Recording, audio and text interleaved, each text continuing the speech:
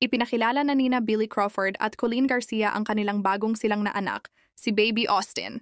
Masayang ibinahagi ng mag-asawang Billy Crawford at Colleen Garcia sa publiko ang pagdating ng kanilang ikalawang anak, isang malusog na baby boy na pinangalanan nilang Austin. Ipinanganak si Baby Austin noong Agosto 17, 2025 at tulad ng kanilang panganay na si Amari, agaw pansin agad ang kanyang taglay na kakyutan. Sa isang post sa social media, ikinuwento ni Colleen ang naging karanasan niya sa kanyang panganganak. Ayon sa kanya, naghanda sila para sa water birth, tulad ng ginawa nila noong ipinanganak si Amari. Subalit, hindi na ito natuloy dahil sa sobrang bilis ng mga pangyayari. Habang papunta siya delivery room, nakatayo raw siya malapit sa kama nang biglang lumabas na agad si Baby Austin, bago pa man siya makapwesto. Ayon kay Colleen, ito ay isang napakabilis ngunit di malilimutang karanasan.